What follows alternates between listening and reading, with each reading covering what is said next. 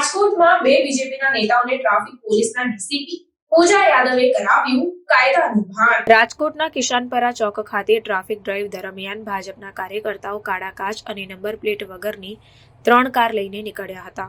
આ કારને અટકાવી ડિટેઇન કરતા ભાજપના કાર્યકરોએ ખેસ પહેરી ટ્રાફિક ડીસીપી સાથે રસ્તા વચ્ચે બોલાચાલી કરી હતી। જો કે ટ્રાફિક ડીસીપી ટસના મસ ન થયા અને 3 કાર ડિટેઇન કરી હતી। 3 કાર રાજકોટના મહિલા ધારાસભ્ય ડોક્ટર દર્શિતાની ભલામણથી જવા દીધી હોવાની વાત પણ સામે આવી હતી। જો કે આ મામલે ડોક્ટર દર્શિતાએ જણાવ્યું કે અમારા કાર્યકર્તાઓની કાર ડિટેઇન કરાઈ હતી। મેં પોલીસ વિભાગનું માર્ગદર્શન માંગવા માટે ડીસીપીને ફોન કર્યો હતો। પોલીસના કહેવા પ્રમાણે જ અમે આરસી બુક જમા કરાવીને કારને છોડાવી છે। નિયમો બધા માટે સરખા છે। ભાજપના કાર્યકર્તાઓ દંડ ભરવા માટે બંધાયેલા છે। ભવિષ્યમાં આવું ન બને તે માટે કાર્યકર્તાઓને સૂચના આપી છે અને મારા સહિત દરેક કાર્યકર્તા ટ્રાફિકના નિયમોનું પાલન કરવા માટે બંધાયેલા છે તેમ જણાવ્યું હતું। ભાજપની ગાડીઓની વ્યવસ્થા દરેક લોકો માટે સરખી હોય છે તે ઉત્કૃષ્ટ ઉદાહરણ રાજકોટ પોલીસે પૂરું પાડ્યું। શું કહેવા? આજરોજ અમારા ડીસીપી પૂજા યાદવ સાહેબે અને અમે ટ્રાફિક દ્વારા કિશાનપરા ચોકમાં અને અહીંયા એ ટ્રાફિકની ડ્રાઈવ રાખી હતી। ખાસ કરીને કાળા કાચવાળા નંબર પ્લેટ વિનાની ગાડી હોય કે નંબર પ્લેટ ફેન્સી હોય એની ઉપર અમે ફોકસ કર્યું હતું, કારણ કે આવી જે ગાડીઓ હોય છે કાળા કાચવાળી એ ઘણી વખત ગુનામાં પણ વપરાતી હોય છે।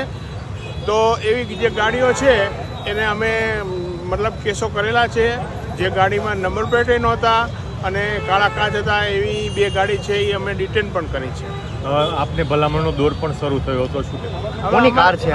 કોની કાર છે તો એક વ્યક્તિની જે છે જે કાર ચાલક એની ગાડી અમે મૂકી દીધી છે। પીએસઆઈ આરએસ પરમાર સાહેબ એનો મેમો બનાવી દીધો છે અને આ બીજી ગાડી છે અહીંયા જે પડી છે એ છે જેમાં નંબર પ્લેટ પણ નથી, કાળા કાચ પણ છે, એટલે આ ગાડીને પણ અમે અત્યારે ડિટેન કરી છે અને અમે એ ગાડીને અત્યારે શીતલ પાર્કમાં ટોઈંગ સ્ટેશને લઈ જશું।